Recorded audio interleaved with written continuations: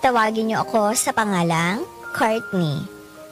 Siyempre, hindi ko yan totoong pangalan dahil ang goal ko lang naman ngayon ay makapagpadala ng kwento at makahingi na rin ng advice sa inyo. Sa totoo lang, hindi na bago sa lahat ng kwento kong ito. Pero sana, mabigyan pa rin ako ng pagkakataong ibahagi ito. Ilang buwan na rin ang lumipas pero hanggang ngayon, sariwa pa rin sa alaala ko ang mga nangyari. Nagsimula ito nang makilala ko si Warren. Gwapo, mabait, at sabihin na nating may pagka-misteryoso siyang tao. Yung tahimik lang at hindi mo alam kung ano yung tumatakbo sa isip niya. At yun ang pinaka nagustuhan ko sa kanya.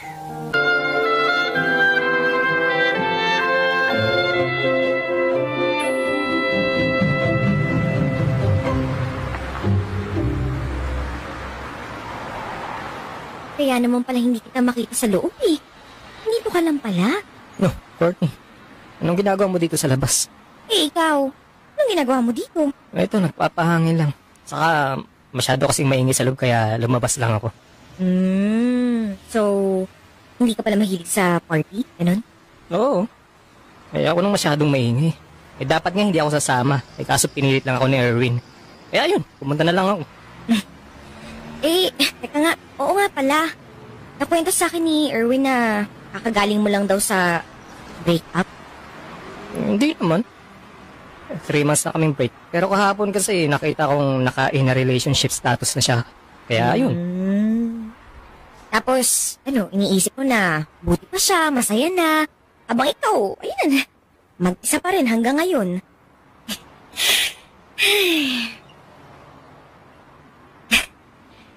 Alam ko rin yung ganyang feeling.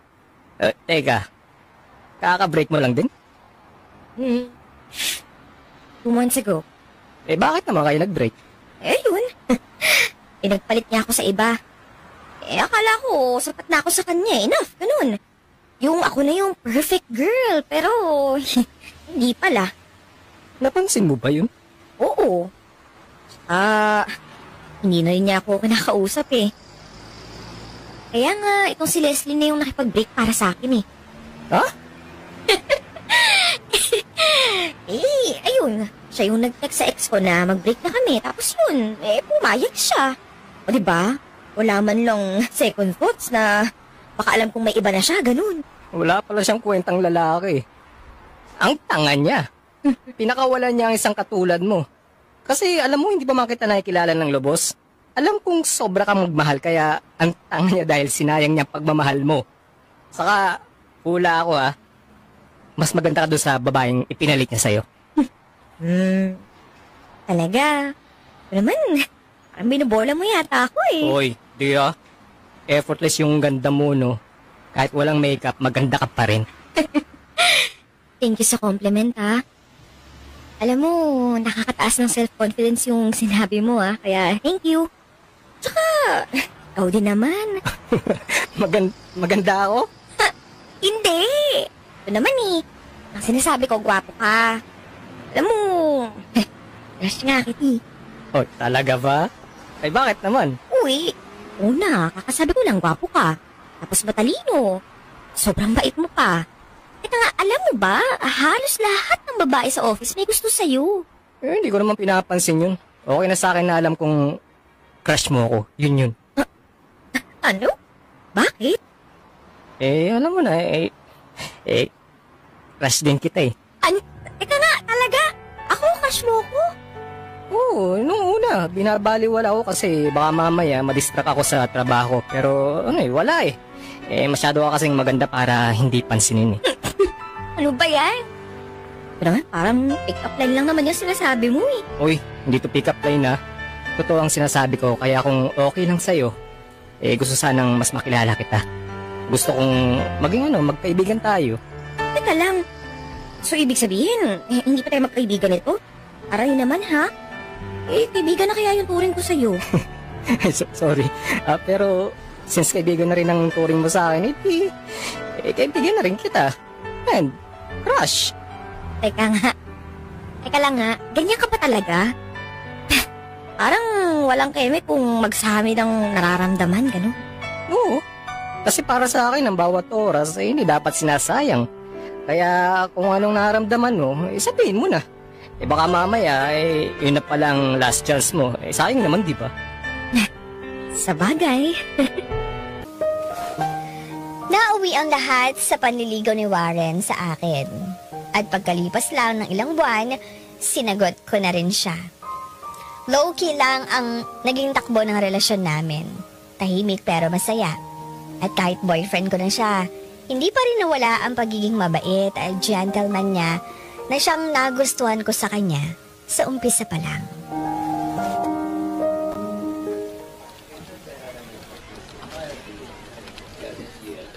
Babe, mag-overtime ka ba ngayon? Hindi na. Kota na ako sa overtime baka ma-call out na ako. Okay, sige. Mag-dinner muna tayo mamaya bago kita ihatid sa inyo, ha? Okay. Okay, back to work na ako, ha? Aba, naks naman. May jowa na nga. May tagahatid at sundo pa. Of course. Kaya alam mo kung ako sa'yo magjowa ka na rin. Hindi naman ako katulad mo, no? Na parang parating nagmamadaling magkajowa. Ano naman, masyado kang defensive eh. Well, pero, wait lang. Ang tanong kasi niyan, kumusta naman siya bilang boyfriend mo? Kita mo naman, di ba? Napaka-gentleman. Kaso nga lang, masyadong gentleman. Ha? Anong masyadong gentleman? Bakit? Ayun. Ayaw niyang naglalambingan in public. Yung kahit ikis ko lang siya sa cheeks niya o kaya kumapit na ako sa braso niya, ayaw niya nun eh. Masyadong madikit, kaya nakakahiya daw. Baka daw kung anong isipin sa amin eh. Ano namang mali doon? Magjowa naman kayo. Kaya nga eh. Tapos ayaw niyang ginagabi kaming dalawa sa mga date namin. Dapat, 8 PM pa lang, nasa bahay na ako. Saka ito pa, syempre medyo, nilalandi-landi ko siya. Alam mo na yung mga naughty jokes, ganon. Hindi niya masyado sinasakyan eh. Tumatawa lang, tango, ganon. Pero feeling ko, hindi siya komportable sa intimacy. Hindi kaya baklayang si Wari. Hoy! Ano naman? Sabi ka naman, bakla agad. Di ba pwedeng okay lang siya sa pagiging gentleman, ganun? Kasi naman eh. Pero, well, sa bagay. O di kaya, baka naman kasi ikaw tong OA sa pagiging naughty to the point na naiilang na sa'yo yung lalaki, no? Uy, hindi ah. Alam kong open ako sa lahat, pero may delikadesa pa rin ako, no? Basta yun yung napansin ko eh.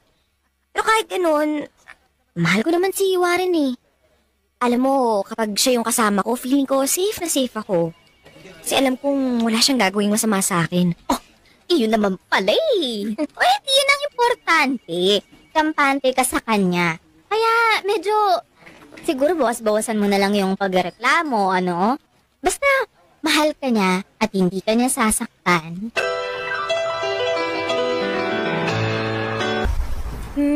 Gusto mo magapi muna? Hindi na. Baka magalit pa ang mama mo kasi gabi na nandyan pa ako sa bahay niyo. Babe, gets naman ni mama na boyfriend kita, kaya okay lang yun. Kahit na. 1 month pa lang tayong dalawa, di ba? Kaya hindi pa ako dapat masyadong magpakakampante. Ay nako, sige na nga. Edi, payakap na lang ako. Okay.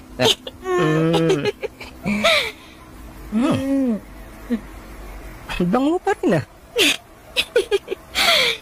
Gumagamit kasi ako ng Charm Fabric Conditioner. Gamit ay may bangong perfume. Okay. Sige na. Pumasok ka na. Baka hinahanap ka na sa loob eh. Babe, may tanong ako. Naiilang ka ba sa akin? Bakit mo natanong yan? Wala lang. Feeling ko kasi kahit girlfriend mo na ako, parang hindi komportable sa akin eh. Okay lang ba ako, ganun? Sabihin mo lang babaguhin ko naman yun eh. Ako ba hindi ah? Ayos lang ako. Siyempre, matagal-tagal din ako hindi nagka-girlfriend, kaya parang back to zero ako. Pinag-aaralan ko ulit kung paano maging boyfriend, alam mo na.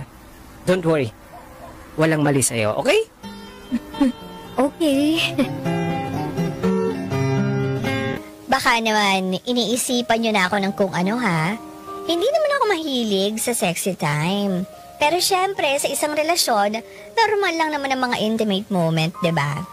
Hindi naman kailangan may sex na kasama. Pero yung mga romantic makeout, yun ang meron. Kaso nga lang, pagdating sa amin ni Warren, wala talaga mula umpisa pa lang.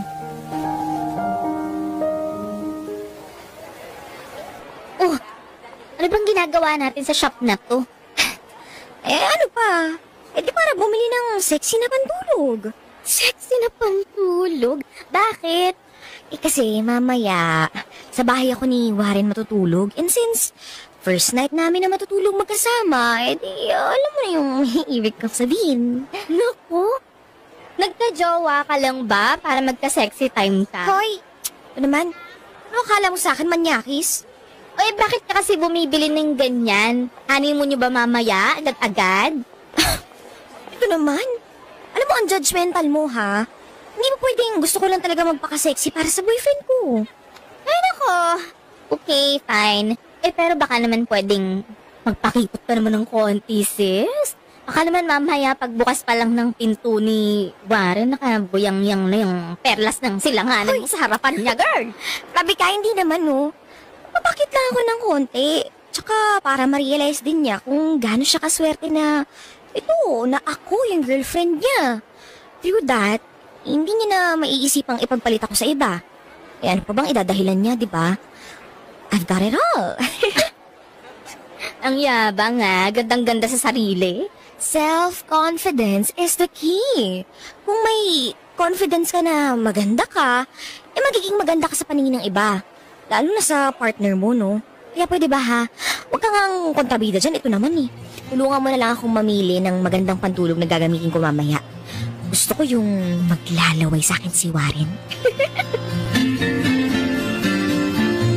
Sexy na hindi malanding tignan. Check. Kung maglagay kaya ako ng lipstick, yung natural look lang, huwag na. Mamaya malasahan niya, maging pula pa yung labi niya. Negative, okay na. Ayan. Okay. I think I'm ready. Babe, alam mo, ang sarap paligo sa CR mo. Ito ba yung napadesign nun? Ang aesthetic tignan ha? Oo. Pinasadya ko talaga yan. Tapos, ang linis pa. Munti ko na nga hindi gamitin eh. Parang showroom, nakakahiyang gamitin. Ganun. Ayos lang naman. Ano ka ba? Hindi ako ganun kaarte. Nakaligo ka naman ba ng maayos? Oo naman. Nakaka-relax nga eh. Teka lang. Yan. Sarap din ng kama mo, no? Ang lambot. Uy, wow. Bagong bili mo yung suit mo? Hindi. Matagal na to sa akin, no? Ganito talaga yung mga sinusuot mong pantulog para, alam mo na, relax ako pag natulog ako. Gusto mo ba? Oo naman. Ang sexy mo ang tingnan dyan eh. Well, alam mo naman na effortless ako pagdating sa ganyan eh. Ang sorte ko naman pala. May sexy akong makakatabi ngayong gabi. Lucky you! Halika na. Matulog na tayo. Nakapagod tong araw na to eh. Okay. Good night. Ay. Yun lang. Effort pa man din ako. Ganun lang. Babe. May sinasabi ka ba? Wala.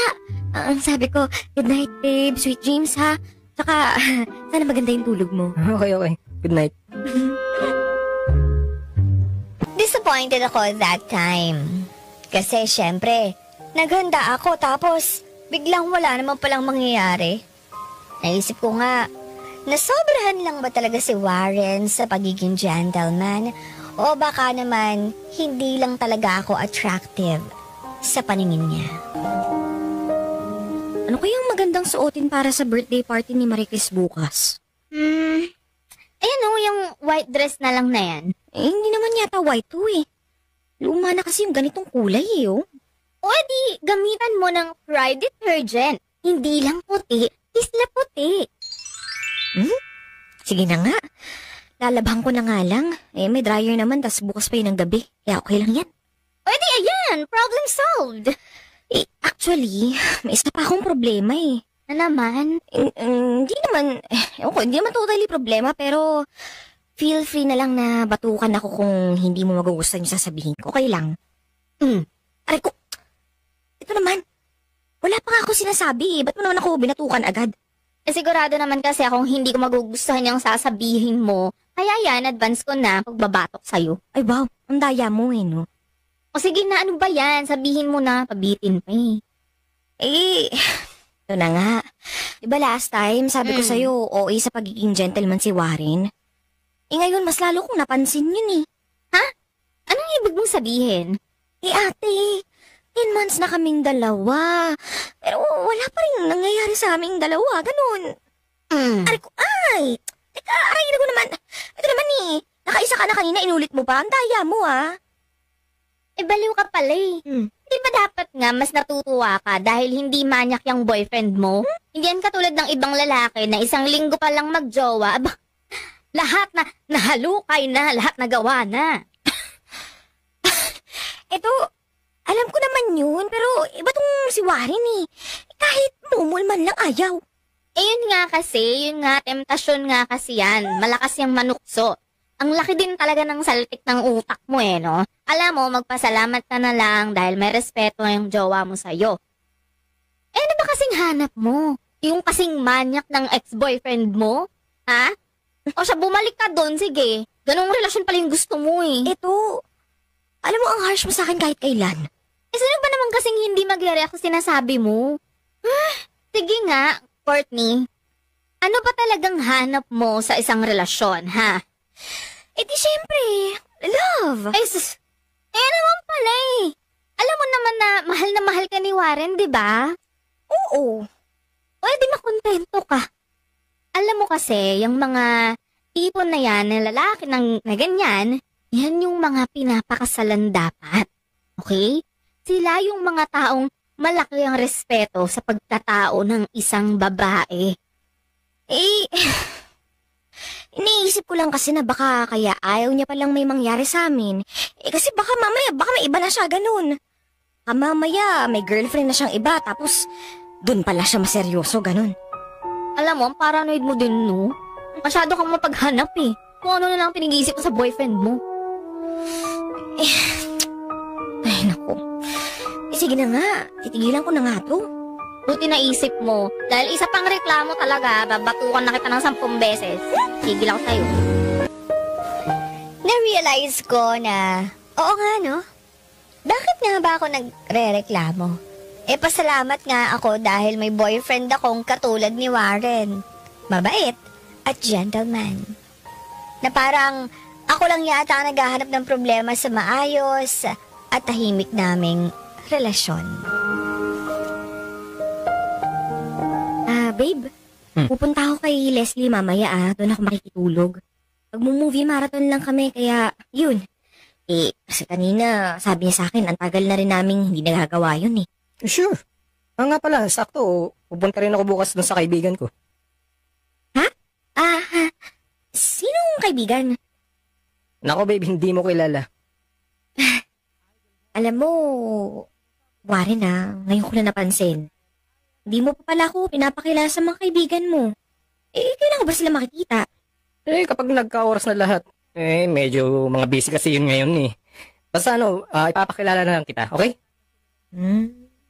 Okay. Oo nga pala, what time tayo sa Sunday? Diba sabi mo manonood tayo ng sine? Oo nga pala, babe. Munti ko na makalimutang sabihin sa'yo eh. Ang alin? Hindi pala ako pwede sa Sunday. Biglang nag-aya yung kaibigan kong mag-get together. Yung galing sa Sydney. Halos 10 taon din kasing hindi namin yung nakita eh. Kaya, yun, hindi na ako nakahindi eh. Ganun ba? Hindi mo ba pwedeng ipostpone yan? Pasensya na, babe. Hindi. Sandali lang kasi siya dito. Kung ganun, edi, pwede kaya akong sumama na lang sa'yo? All boys yun, babe. OP ka lang doon. Sa bagay. Tama ka naman eh. Sorry Sige. ha. Okay? Promise. Mabawi ako sa'yo. Okay, sabi mo eh.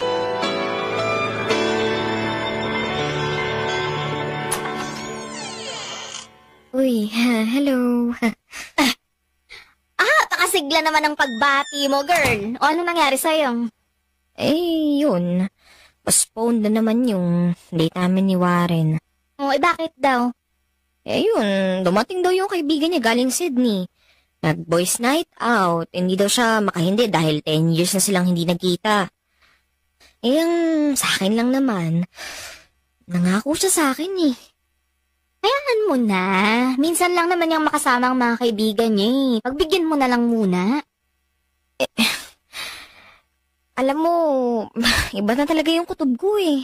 Ay nako, yan ka na naman sa kutob-kutob mong yan. Ano namang kutob yung pinagsasabi mo? Paano? Pakiramdam ko, may ginagawa siyang kalokohan. Alam mo, malakas yung kutob ko na may babae na siya. Baka naman kasi hindi yan kutob, te. Baka kasi saltik yan. Malakas kasi yung saltik sa utak mo eh. Ano na naman yung pinagsasabi mo? Hindi nga. Alam mo, nararamdaman ko talaga. O di sige, fine. Okay. Sabihin na natin baka nga may iba na si Warren. O sige nga, bakit niya naman gagawin yun? Dahil hindi siya makontento sa isa. Na baka mamaya, trip-trip niya lang ako, ganun. Okay, fine, sige. Pero ito sinasabi ko sa'yo na huwag mong sugurin agad. Nakakalaki.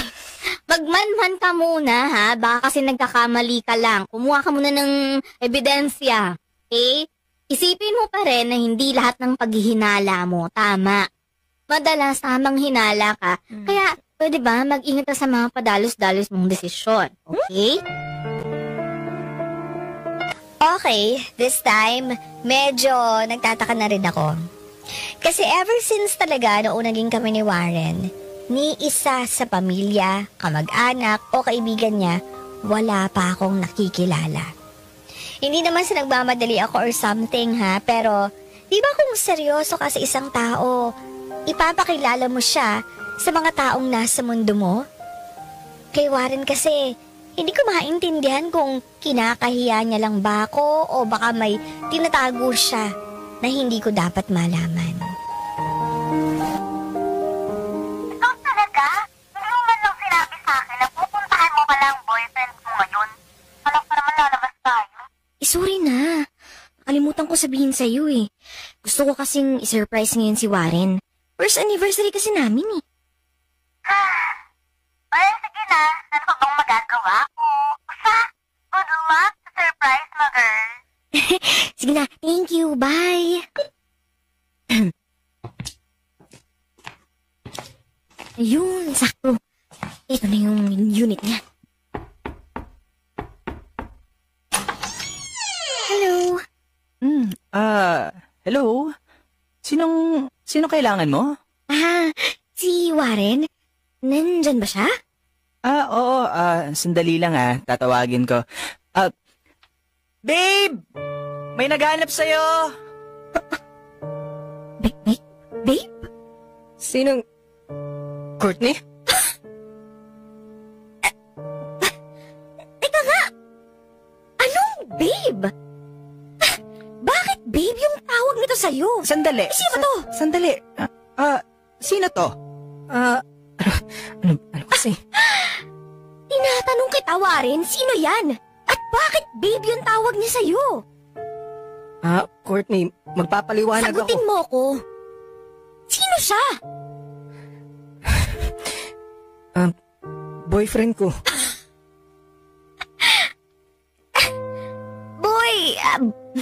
Boyfriend? Oo. Teka nga. Pwede ba kung huwag mo ako ma-oo dyan, ha? Hindi ko naiintindihan eh. Ano yan?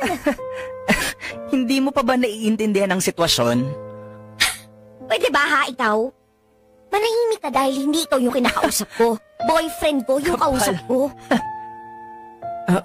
Courtney, please, pag-usapan natin ito ng maayos. Nakakaya na sa ibang nakakarinig dito. Ngayon ka pa talaga nahiya.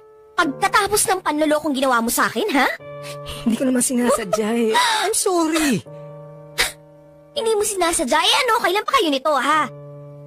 3 months. 3 3 buwan! My God, Warren! 3 months! Seryoso ka ba, ha? 3 buwan mo na akong niloloko! 3 buwan mo na akong pinapaniwala na totoo ka sa akin! Warren naman! Bakit hindi ka na lang nagsabi ng totoo? Dahil natatakot ako na baka hindi mo ako matanggap. Courtney, matagal na akong ganito. Eh kung matagal na pala, bakit hinayaan mo pa ako mapalapit sa'yo, ha? Sige nga! Bakit mo ba ako niligawan, ha? Akala ko kasi kaya ko maging lalaki. Pero kapag kasama kita, parang parating may kulang. Hindi ako nagiging totoo sa sarili ko, Courtney. Kaya ano, ha? Kaya sa akin ka na lang hindi naging totoo, ganun ba yun? Hindi naman sa ganun. Yun yung lumalabas! Alam mo, tama yung hinala ko eh. Tama yung hinala ko na may iba ka na. Pero alam mo kung saan ako nagulat? Diyan sa karabal ko sa puso mo. Pare naman eh. Akala ko mahal mo ako. Akala ko totoo ka sa akin eh. Pero wala kang pinagkaiba sa kanila. Sa ex ko, sa kailan lahat. Bakit kasi hindi ka na lang naging totoo sa akin? Courtney, I'm sorry. I'm sorry. Alam mo, kahit 1,000,000 beses ka pang mag-sorry sa akin humingi ng pasensya, wala na eh. Hindi mo na maaalis sa akin yung sakit at galit na binigay mo. At alam mo, dahil sa ginawa mo, hindi ko na alam kung paano magpatawad. Hindi ko na alam kung ano yung salitang patawad. Kung alam ko paano yun gagawin. Sana maging masaya ka sa kabila ng lahat ng ginawa mo sa akin. Manloloko!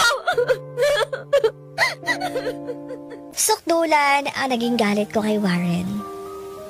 Yung galit na parang hindi ako makahinga at makapag-isip ng maayos dahil umaapaw ang galit sa puso ko. Sobrang gulong-gulo at hindi ko alam kung ano yung gagawin. Ilang beses na akong sinuyo pero ako tong nagmamatigas na wag siyang kausapin. Hindi ko kasi alam kung ano yung pwede kong magawa sa kanya. Gusto ko siyang patawarin pero hindi ko alam kung paano. Hindi ko alam kung paano papawalain ang galit sa puso ko dahil gusto ko na itong tanggalin. Gusto ko nang makahinga ng maluwag pero hindi ko alam kung paano mawawala itong galit ko. Sana ay matulungan ninyo ko. Nagpapasalamat, Courtney.